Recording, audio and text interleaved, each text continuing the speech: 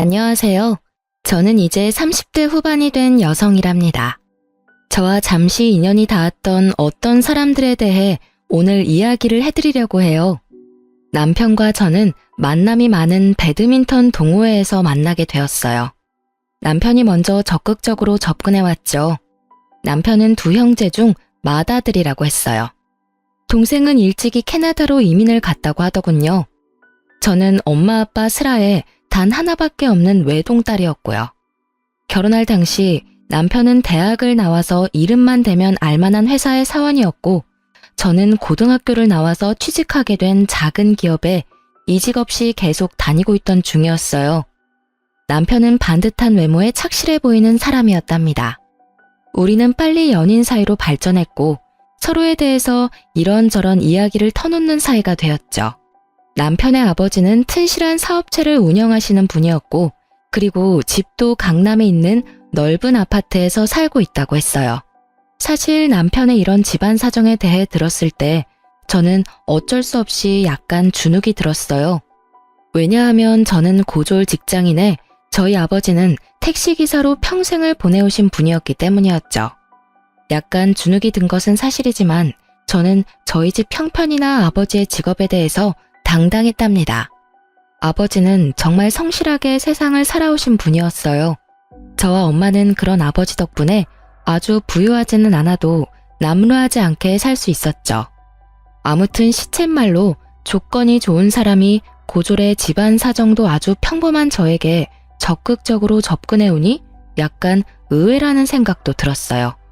하지만 진실하게 접근해오는 이 사람이 마음에 들었답니다. 사귄 지 약 1년쯤 되었을 때 남편이 제게 프로포즈를 했죠. 시댁에 인사를 가보니 제 생각보다 더 부유한 집안인 것 같았어요. 땅값도 집값도 비싸다는 서울 강남에 있는 넓은 아파트가 남편의 집이더라고요. 반대를 하시지 않을까 걱정도 했지만 의외로 큰 반대 없이 우리는 결혼에 골인했답니다. 결혼 준비 중에 우리 엄마가 예비 시어머니를 만나서 신혼집 이야기를 하게 되셨다죠. 그런데 생각보다 남편의 저축이 많지 않더라는 것이었어요. 그리고 시댁에서도 신혼집 마련을 위해 예상보다 훨씬 적은 돈밖에 도움을 주지 못하셨죠. 현금이 많지 않다고 하셨어요. 남편이 버는 돈도 모두 시아버지의 사업에 재투자를 한다고 했죠. 그래서 우리는 방이 2칸 딸린 작은 연립에서 친접 살림을 시작했답니다. 참, 저희 친정 이야기를 좀 해드리고 넘어가야겠어요. 사실 우리가 결혼하기 얼마 전에 시골에 계시던 할아버지가 그만 뇌졸중으로 돌아가시고 말았었죠. 그런데 장례식까지 모두 치른 후 정말 깜짝 놀랄 만한 일이 벌어졌어요. 안녕하십니까. 최재영 씨의 유언을 집행하기 위해 찾아왔습니다. 변호사 서문수라고 합니다. 할아버지의 유언을 집행한다니 처음에 우리 식구 모두가 무슨 뜻인지 못 알아들었죠. 최재영 씨가 아드님 최일선 씨 앞으로 고향에 있는 땅과 서울, 경기권의 땅, 그리고 상가 건물 2채를 상속하셨습니다. 변호사라는 사람이 말하는 할아버지와 아버지의 함자는 분명히 맞는데 내용이 영 이해가 가지 않는 것이었어요. 할아버지는 농사를 평생의 천직으로 알고 사셨던 분이었거든요. 이런 정도의 재산을 모으실 만한 처지가 아니셨어요. 변호사에게 물어보니 오랜 기간 동안 꾸준히 투자를 해오셨던 것 같다고 하더군요. 아무튼 그렇게 해서 아빠는 생전 처음으로 남들이 부유하다고 할 만한 사람이 되셨죠. 그리고 엄마와 의논하시더니 그 재산은 역시 할아버지의 뜻을 받드는 데 쓰는 것이 좋다고 결정을 내리셨어요. 농사를 천직으로 하셨던 할아버지의 뜻에 따라 택시기사 일을 그만두시고 고향에 내려가서 농장과 목장을 크게 확장하시겠다는 것이었죠. 아빠는 타고난 성실함을 바탕으로 열심히 일하셨고 농장과 목장은 그런 아빠의 손을 타고 성장을 거듭했답니다. 아빠의 고향과 인근 도시들에서는 아빠가 경영하시는 목장에서 생산되는 한우가 인기를 끌고 있었어요. 깨끗한 것만을 먹여서 잘 키운 한우, 맛이 좋을 수밖에 없었죠. 이제 곧 서울에 판로를 개척해야겠다는 생각도 가지고 계셨답니다.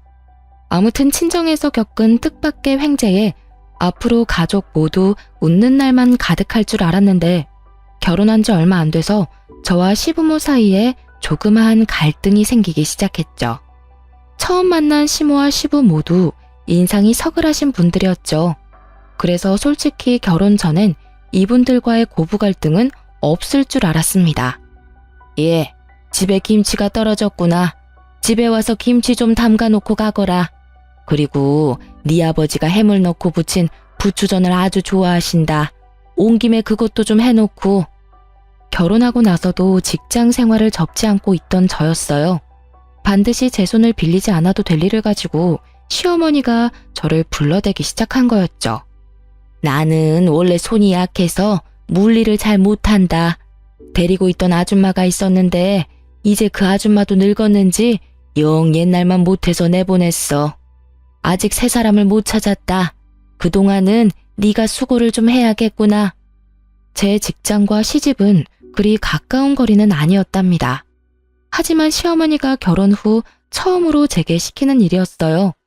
단칼에 못 가겠다고 할 수가 없어서 바리바리 시장을 봐서 시집으로 갔죠. 정말 시어머니는 손 하나 까딱 안 하더라고요. 저 역시 엄마 슬하를 벗어난 지 얼마 되지 않은 사람이라 이런 일이 익숙하지 않은 때였어요. 시어머니에게 묻고 물어서 간신히 김치를 담그고 부추전을 부쳐놓고 집에 돌아왔답니다. 남편이 먼저 들어와 있었기에 약간 불평을 했어요. 어머니가 갑자기 집에 와서 김치 담그라고 하시고 전 부치라고 하셔서 이제 왔어. 그런 정도는 어머님이 하셔도 되는 일일 텐데. 퇴근하고 바로 오라고 하셔서 여태 앉지도 못하고 일하다 왔어. 그럴 수도 있지. 우리 엄마 원래 몸이 약해서 그런 일 잘 못해. 네가 많이 도와드려야 될 거야. 엄마가 그런 일을 많이 안 해보셨거든. 솔직히 남편한테서 얼마나 고생이 많았느냐, 힘들었겠다. 이런 대답을 기대했던 저는 실망을 할 수밖에 없었답니다. 피곤하기도 하고 해서 그날은 그냥 그렇게 넘어갔어요. 그런데 시어머니의 이런 요구는 이후에도 계속되었답니다. 심지어 시집에서 키우는 강아지를 애견 미용실에 데리고 가서 미용시켜 오라는 요구도 있었다니까요. 이번에는 시모에게 직장인인 제 상황을 다시 상기시키고 그러지 말아달라는 말을 해야겠다고 생각했죠. 시집에 가보니 어머니는 한가하게 매니큐어 칠을 하고 있더라고요. 그러니까 바쁜 일도 없으면서 직장을 다니는 저를 굳이 불러서 일을 시키는 것이었죠. 어머니, 이런 말씀 죄송해요. 하지만 저 직장인이에요. 퇴근하고 나서 바로 집에 가서 저녁 준비까지 해야 해요. 그런데 이런 일로 예고도 없이 부르시면 제가 주부로서 살림을 제대로 이끌어갈 수가 없어요. 어머니, 죄송하지만 사소한 일은 어머님께서 직접 하시고 좀 힘들다 싶은 일은 미리 좀 말씀해 주세요. 이런 저의 말을 들은 시어머니가 그야말로 불같이 화를 내는 것이었어요. 아니, 시집 온 지 얼마나 됐다고 새 며느리가 시어머니한테 말대꾸냐? 어른이 이래라 하면 다소곳이 네 하고 할 일이지. 가타부타 토를 달아? 역시 사람은 배우고 봐야 하는 일이로구나. 거기다 안 봐도 너네 집안 가정교육이 어떤 수준인지는 잘 알겠구나. 제대로 다 다시 배워야겠어. 저를 가지고 뭐라고 하는 것은 참을 수도 있었죠. 하지만 가정교육까지 들먹인다는 것은 결국 우리 부모님이 잘못했다는 말이잖아요. 제가 또 참지 못하고 시어머니에게 말했어요. 어머니, 저희 엄마 아빠 가난하게 살아오셨지만 남한테 손가락질 안 받고 사신 분들이시고 저도 자라면서 그런 부모님 밑에서 남들한테 가정교육 못 받았다는 소리 안 듣고 자랐어요.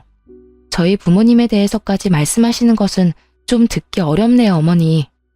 어머니가 대노하신 것은 물론이고 이 문제를 가지고 우리 부부가 대판 싸움이 붙었죠.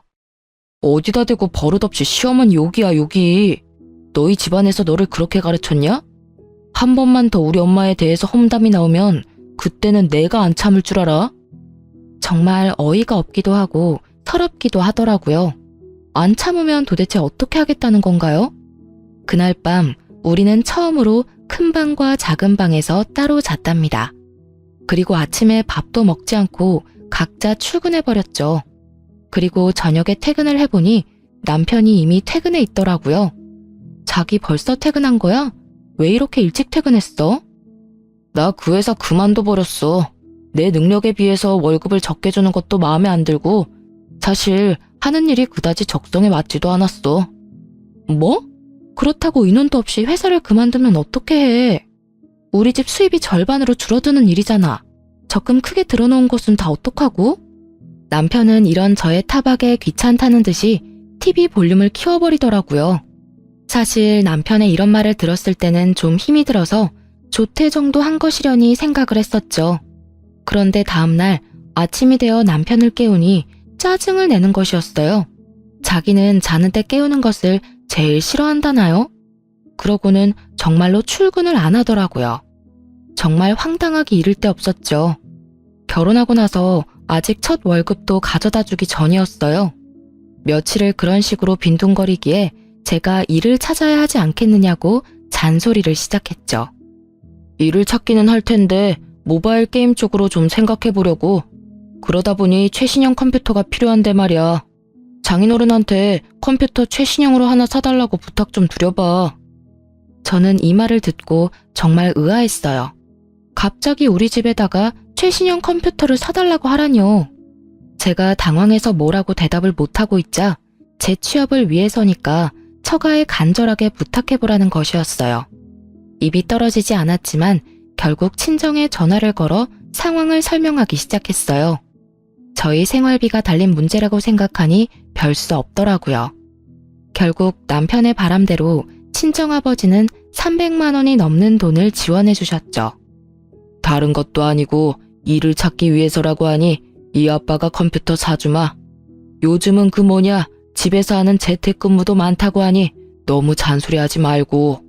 이렇게 해서 최고 사양을 갖춘 컴퓨터가 우리 집에 오게 되었답니다. 뭐야? 일을 찾는다면서 게임만 하고 있잖아. 이게 벌써 며칠째야. 잠도 거의 안 자고 게임만 하는 게 일을 찾는 거야? 아이씨, 말 시키는 바람에 캐릭터가 죽었잖아. 나 컴퓨터 할 때 말 시키지 말라고. 알았어? 이후로 남편의 행동은 그야말로 반백수도 아니고 백수 그 자체였어요. 거의 밤을 새고 게임에 열중하고 아침에는 일어나지도 못했죠. 제가 조금 일찍 퇴근을 하는 날이면 그 시간까지 자고 있기도 했어요. 밤과 낮이 완전히 바뀐 생활을 하고 있었고 먹는 것도 컴퓨터 책상까지 갖다 바쳐야 먹더군요. 남편은 이런 식으로 한 계절을 다 보내고 있었어요.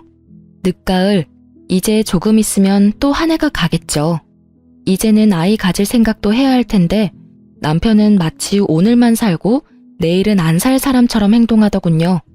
그러던 중 시집에서 또 전화가 걸려왔죠.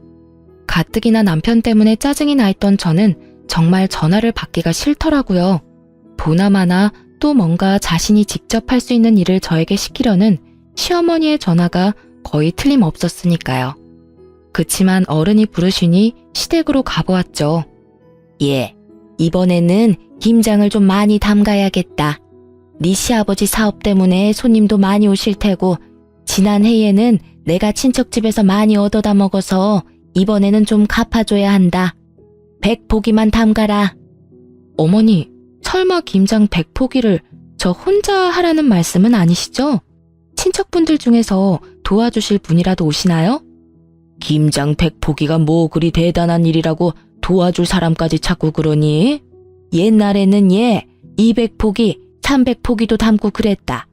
어른 말에 또 토달지 말고 재료 주문은 내가 다 해두었으니 오는 대로 100포기 담가놓고 가거라. 저는 제가 집에서 살림만 하는 입장도 아니고 설사 살림만 하는 사람이라도 혼자 김장 100포기를 한다는 것은 불가능하다고 시어머니에게 분명히 말했어요. 어머니, 급하게 인력회사에 전화해서 도와주실 분이라도 구할게요. 그것도 한 분만 불러서는 안 될 것 같아요. 적어도 세 사람은 있어야 될 것 같아요. 옛날 200포기, 300포기는 마을에서 돌아가면서 품앗이를 한 거잖아요. 지금은 그럴 일도 없고요. 제가 사람 부를게요, 어머니. 시어머니가 또 그 기분 나쁜 가정교육 타령까지 포함해서 저에게 쓴소리를 했죠. 저는 결국 제 뜻대로 인터넷에서 근처 인력회사를 검색해서 급히 도와줄 사람을 2사람 불렀답니다. 3사람이 했는데도 김장 100포기는 장난이 아니었어요. 김장을 다해 김치통에 담을 때까지도 시어머니는 소파에 앉아서 말로만 김장을 담그더라고요. 이래라 저래라 하면서 결코 움직이지는 않는 거였죠. 김장 100포기를 다 하고 일어서려니 아이고 소리가 저절로 나오더군요. 이걸 혼자 하라고요? 3박 4일 동안 해도 모자랄 일이었어요. 저는 어느새 새하얀 웨딩드레스를 입고 행복한 첫 발을 디디던 새 신부였던 저와 지금의 저를 비교하고 있었어요.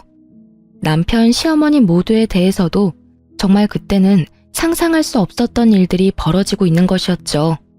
팔, 다리, 어깨, 허리 안 아픈 곳 없는 상태에서 전철을 타고 집으로 가는 길. 어쩌다 주머니에 손을 넣어보니 인력회사의 용역비를 카드로 긁고 받은 꾸깃한 영수증이 손끝에 잡히더라고요. 그냥 종이 한 장일 뿐인데 그걸 보니 마치 제 결혼 생활이 이렇게 꾸깃꾸깃해지는 것 같다는 생각이 들더군요. 사람들이 보지 않도록 창 쪽으로 얼굴을 바싹 기댔어요. 눈물이 몇 방울 흘러 바닥으로 떨어졌죠. 시간은 오밤중, 전철 안에 사람도 거의 없었어요. 안고 싶었지만 눈물이 남들에게 보일까 봐서 굳이 서서 울었답니다. 그리고 집에 돌아와 보니 한참 남편이 활동할 밤 시간이었어요. 컴퓨터 게임을 하는 시끄러운 소리가 온 집안에 진동을 하고 있더군요. 저는 들어서자마자 손에 잡히는 대로 베개를 집어서 남편에게 던져버렸어요. 아씨, 이게 무슨 짓이야? 어디서 늦게 들어와선 행패야 행패가. 나 컴퓨터 할 때 방해하지 말랬잖아. 저는 남편의 등을 아주 펑펑 두드려 패주었어요. 그리고 울면서 말했죠. 이러려고 나하고 결혼했니? 이렇게 백수로 게임이나 하고 놀고 싶어서 나더러 너 먹여 살리라는 얘기였어? 그리고 너네 집 식모살이 하라는 얘기였냐고. 미쳤어? 갑자기 또 왜 이래? 먹여 살렸으면 1년을 먹여 살렸어, 2년을 먹여 살렸어. 고작 몇 개월 일 개발하겠다는 사람한테 이게 무슨 짓이야? 개발 같은 소리 하지 말라고 하고는 다른 방으로 들어가서 문을 쾅 닫아버렸어요. 그리고 지하철을 타고 오면서 조금씩만 울었던 울음을 다 울었죠. 엄마 아빠가 너무나 보고 싶고 저를 눈에 넣어도 안 아플 듯 귀여워해 주시던 할아버지도 너무 보고 싶었어요. 이렇게 제 결혼 생활이 엉망진창으로 꼬여가던 중에 그래도 제게 기쁜 일이 하나 생겼답니다. 그것은 아빠가 서울에 오실 일이 많아졌다는 것이었어요. 아빠가 한우에 서울 판로를 찾고 계셨는데 아주 유능한 유통업자 한 분을 알게 되셨다는 것이었죠. 일을 시작한 지도 오래된 사람이었는데 그동안 공급을 받던 공급자와 최근에 공급 계약이 끝난 상태였대요. 이 유통업자가 고향에 직접 내려와서 생산 과정을 모두 까다롭게 체크하고 맛도 보고 가더니 아빠와 공급 계약을 맺고 싶어 한다는 것이었어요. 아빠도 물론 이 사람이 얼마나 많은 판로를 가지고 있는 사람인지 꼼꼼히 알아보셨죠. 믿어도 좋을 사람이라는 판단이 서셨던가 봐요. 그래서 이 김 사장이라는 유통업자와 아빠가 계약을 맺었고 이제 우리 한우가 본격적으로 서울로 진출을 하게 된 것이었죠. 따라서 아빠의 서울 일이 많아졌고 저는 아빠를 좀 더 자주 뵐 수 있었죠. 이 녀석아, 왜 이렇게 여유였어? 회사 다니랴 살림하랴 바빠서 그런 거냐? 그리 힘들면 회사를 그만두는 것도 생각해보려무나. 마르긴요. 요 며칠 속이 좀 안 좋아서 밥을 좀 적게 먹었더니 그렇게 보이나 봐요. 회사를 그만두긴요. 언제부터 다닌 회사인데요. 굳이 저를 보겠다고 같이 올라오신 엄마가 말씀하시더군요. 자식에 대한 부모의 마음이라는 것이 얼마나 깊고 예민한지 그 말 한마디에 눈물을 훔치고 말았습니다. 너 김서방하고 사이에 무슨 일이 있지? 아니면 아이가 들어섰던가? 내 보기엔 아이가 들어선 건 아닌 것 같고 무슨 일인지 어서 이야기해봐라. 저는 엄마의 말에도 역시 아니라고 고개를 저었지만 그러는 사이에 제 눈에 어느새 눈물이 한두 방울 고여 있었나 봐요. 그걸 엄마가 또 놓치지 않고 보신 것이었어요. 엄마가 저를 계속 다그치셨죠.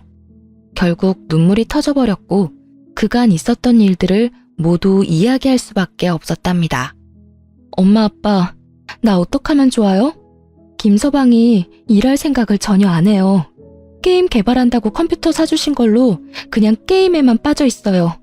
그리고 시어머니도 애초에 생각했던 그런 분이 아니에요.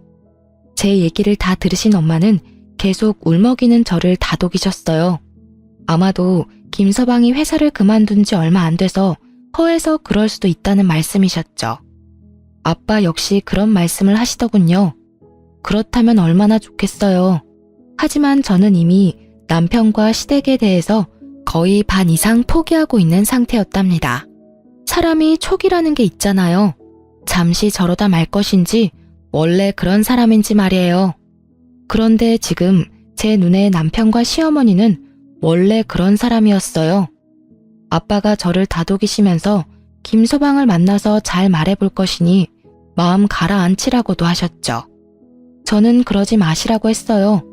제 속 하나 상하는 것도 기가 막혀 죽겠는데 아빠까지 속상하게 만들고 싶지 않았으니까요.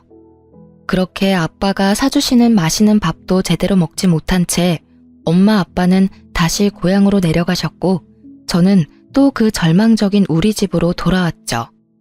남편의 컴퓨터 책상 주변에는 먹다 남은 음식들과 먹고 나서 싱크대에 갖다 놓지 않은 지저분한 그릇들이 잔뜩 쌓여 있더군요.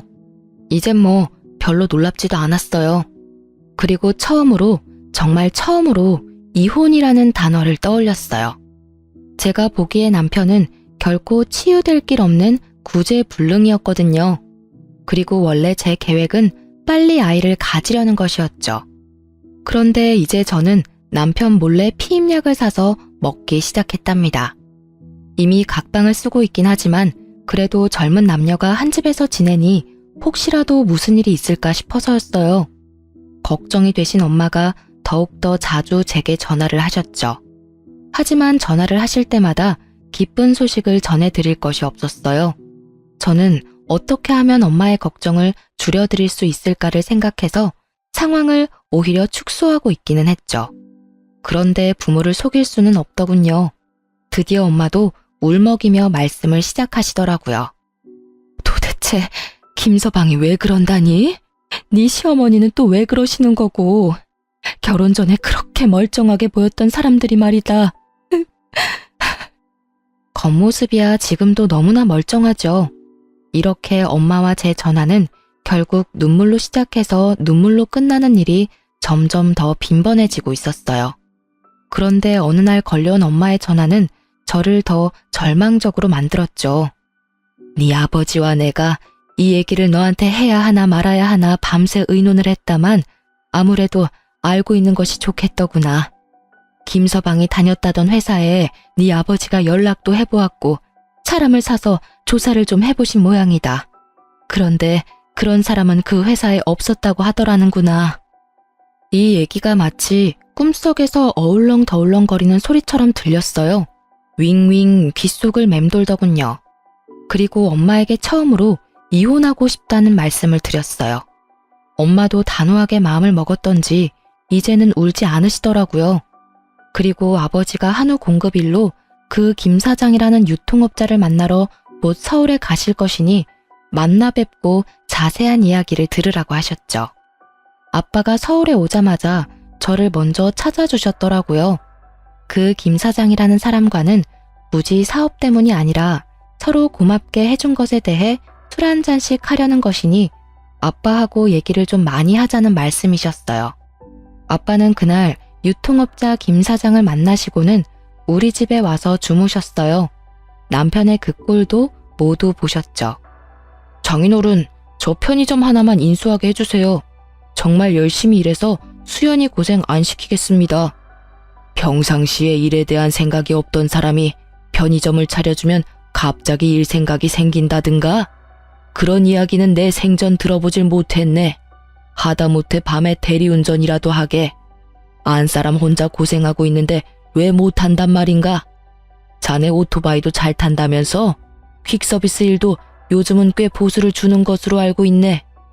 아빠는 남편의 본색을 너무나 잘 꿰뚫어보고 계셨죠.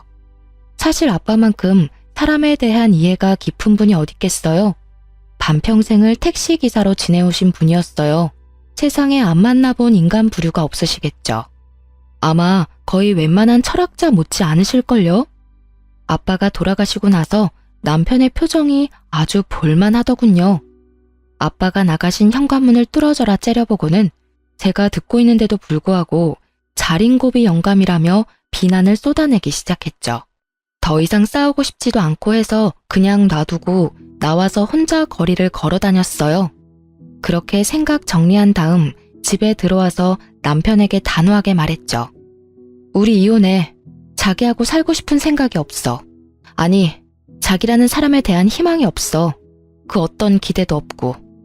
이런 상태에서 결혼 생활을 지속하는 것은 자기나 나한테 도움이 안 돼. 우리 이혼하자. 남편이 갑자기 실실 웃기 시작하더라고요. 웃는 얼굴에 침 못 뱉는다는 말이 있지만 그 웃는 얼굴에는 정말 침이라도 뱉어주고 싶더군요. 감정이 앞서는 걸 간신히 참고 조용히 남편의 대답을 기다렸어요. 이혼? 내가 왜 이혼을 해? 내가 뭘 그렇게 크게 잘못했는데? 바람을 피웠어. 그렇다고 마누라를 두들겨 패기를 했어. 아니, 고작 일 몇 개월 쉬고 있다고 이혼을 하면 세상에 이혼 안 한 사람 없을걸? 나 절대 이혼 못해. 그런 와중에 시어머니가 저를 또 호출하더군요. 전화를 받아보니 이번에는 집에 손님들이 오시기로 했다며 저더러 손님 대접을 요구하기 시작했어요. 정말 가고 싶지 않았지만 강요하다시피 오라고 하는 데에는 어쩔 수가 없더군요. 남편 꼴이 보기 싫어서 아주 일찍 집에서 나왔죠. 시집의 약속 시간보다 거의 1시간이나 빨리 도착하게 되었어요. 예, 너 이 시간에 웬일이니? 너 1시간이나 더 있어야 오기로 했었잖아. 아유, 우리 나중에 얘기해요. 우리 며느리가 너무 일찍 와서 말이에요. 이걸 어쩌나? 시어머니가 마침 어떤 손님과 얘기를 나누고 있었어요. 그런데 시어머니가 눈에 띄게 그 손님을 자꾸 밖으로 밀어내려고 하는 거였어요. 아유, 왜 이렇게 사람을 밀어요? 하던 얘긴 마저 해야지. 재계약 문제 어떻게 할 건지 아직 말 안 끝냈잖아. 집 재계약할 거예요? 아니면 나갈 거예요? 이분이 이게 다 무슨 말씀일까? 재계약이라뇨? 무슨 말씀을? 집? 재계약? 그러니까 뭔가요? 이 집이 재계약의 대상이 되는 그런 집이란 말인가요? 직감적으로 저는 이 집 역시 시집의 자가가 아니라는 것을 알아챘답니다. 집주인으로 보이는 사람이 떠밀려서 문 밖으로 내쫓기다시피 나가기에 제가 얼른 그 사람을 따라 나갔어요. 시어머니가 뒤에서 발을 동동 구르고 있더라고요. 그 집주인으로 보이는 사람에게 제가 며느리라서 어차피 재계약을 하시려면 제가 보증금을 도와드려야 한다고 거짓말을 했죠.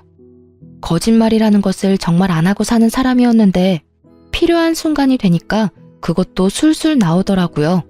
그 사람의 말인즉 보증금 7천만 원, 월세 300만 원에 새들어 살고 있다는 것이었어요. 사실을 확인하고는 시댁으로 다시 들어갔죠.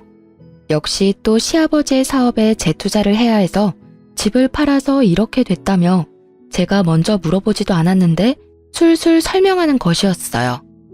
그놈의 재투자는 무슨 만병통치약인가요? 무슨 일이 있을 때마다 튀어나오니 말이에요. 어머니, 사시는 곳도 강남 아니면 못 사시겠던가요? 하긴 저희 집에서 농사지어 올려보내신 음식물 쓰레기 봉투에서 발견한 적도 많이 있었어요. 서울에서는 구하지도 못할 음식들이었다고요. 제가 서러워서 말씀드리지 않고 넘어갔지만요. 그랬어요. 저희 집에서 농사 지은 것들이라고 제가 시집에 가져다 주니 시어머니가 그대로 쓰레기 봉투로 직행시키더군요. 제가 얼마나 마음이 아팠던지요. 그때 시어머니가 말하기를 강남 백화점에 식품관만한 곳은 없다고 했었죠. 어머니, 훨씬 더 많은 사람들이 다른 곳에서 건강하게 살고 있어요. 도대체 한 달에 300만 원씩이나 월세를 주면서 강남에 사셔야 하는 이유가 뭔가요? 다른 곳에 가셔서 건강하게 사는 사람들하고 어울려 보세요. 서울 변두리나 경기권에 가면 정말 하루하루 성실하게 벌어서 착실하게 저축해 자기 집 마련하는 사람들이 얼마나 많은데요. 당장 집 빼서 이사하시고 마음 편하게 사세요.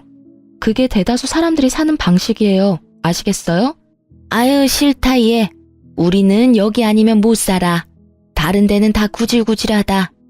여기가 명실공히 대한민국에서 제일 살기 좋은 곳이야. 지나다니는 사람들을 봐라.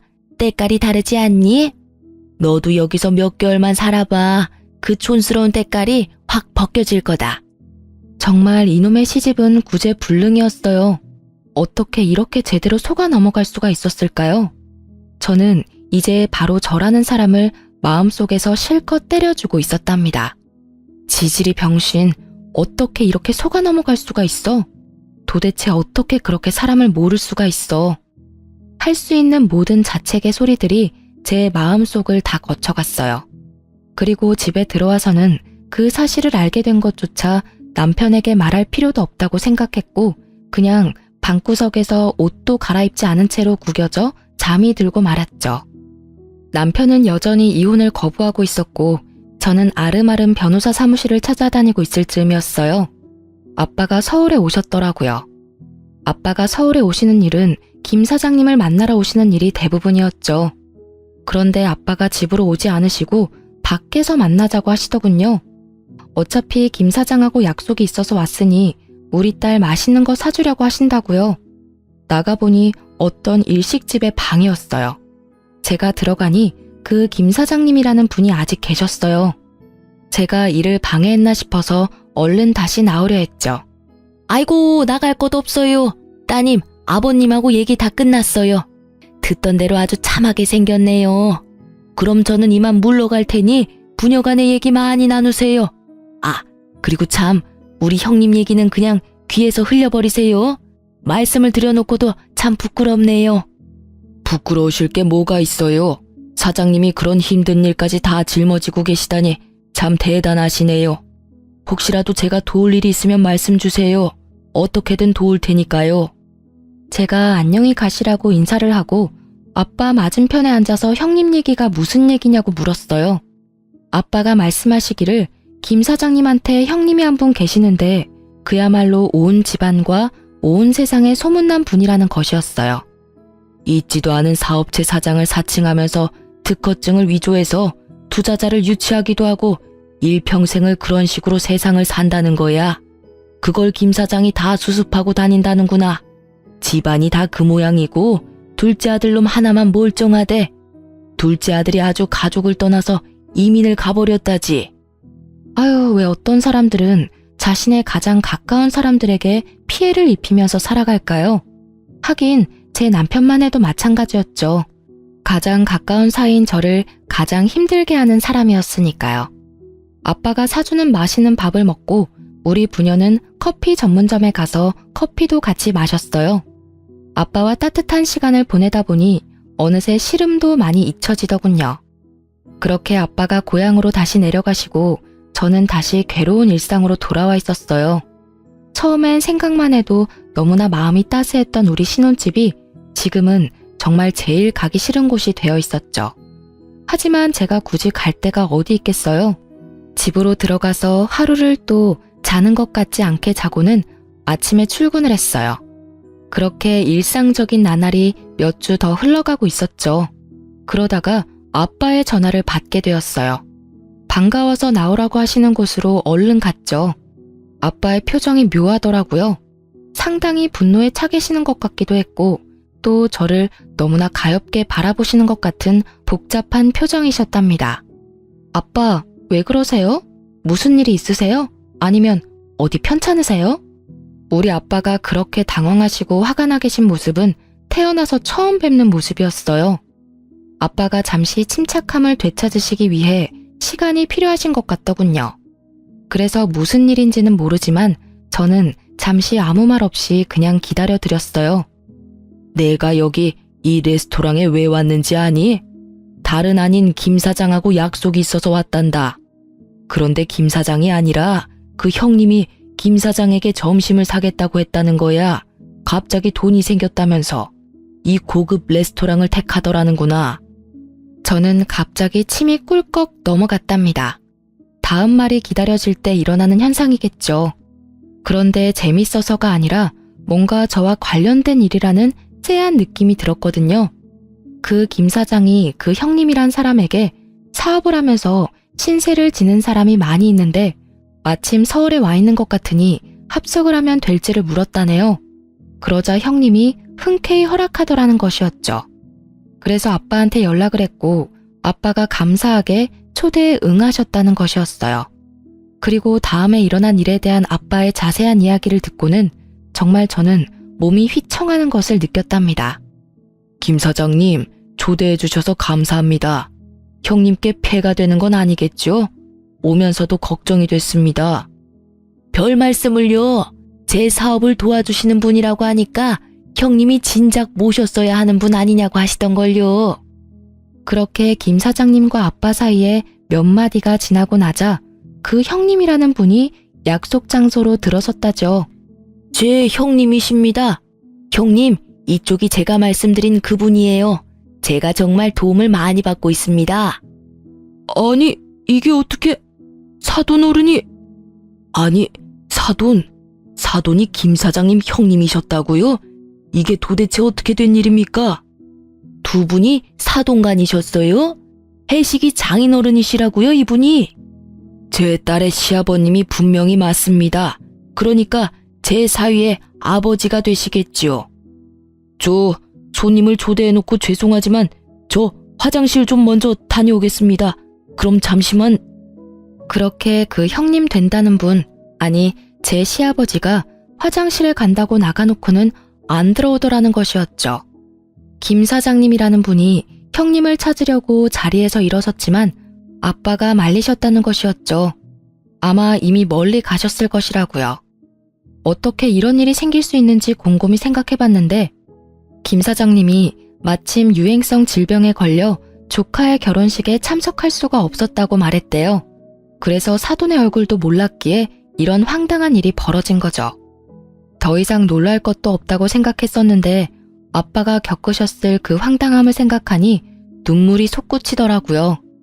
아빠가 저를 다독이셨지만 저는 오랫동안 눈물을 그칠 수 없었어요. 나중에 안 일이지만 돈이 생겼으니 점심을 사겠다고 했던 그 돈도 김 사장님이 수습을 하고 다녀서 신용도가 조금 올라가니까 또 대출을 최대한으로 받은 돈이라는 것이었죠.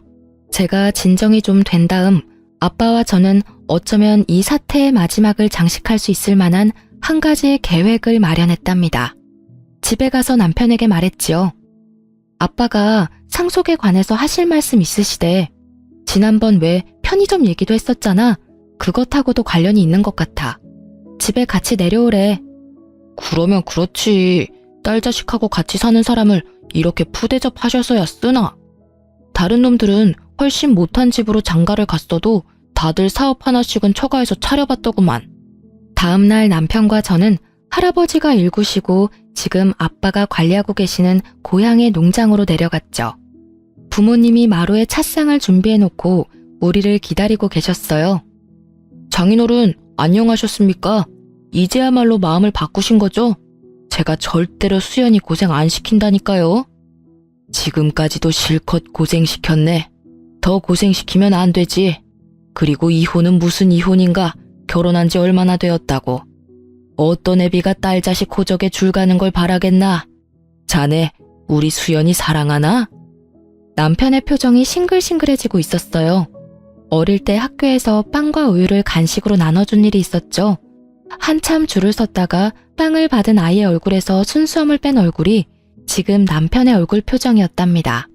그럼요, 장인어른. 제가 수연이를 안 만났으면 정말 어떻게 살았을지 모르겠습니다. 수연이가 저보다 어리지만 더 어른스럽다니까요. 수연이를 안 만났으면 굶어 죽었겠지. 그렇게도 일하는 것이 싫으니 말이야. 그리고 자네 같은 사람하고 살다 보면 철이 더 일찍 들어버려서 어른스러워지기 마련이라네. 아빠가 드디어 마지막 스트라이크 불을 던지셨죠. 나는 말일세, 이 농장하고 목장을 내 아버님의 뜻에 따라서 키워왔네. 나중에도 아버님의 뜻에 따라서 처분할 생각이야. 요즘 젊은 사람들 너무 농사를 기피하고 있어. 영농 후계자를 양성하는 기금으로 사회에 환원할 걸세. 자네가 우리 수연이를 사랑한다고 하니 여기 와서 10년만 열심히 일하게나. 그러고 나서 영농 후계자 양성 기금으로 기부하고 남는 것이 있다면 자네를 줌세. 그러니 이혼은 생각하지 말게나. 뭐라고요? 이 똥냄새 나는 데서 10년을 일하라고요?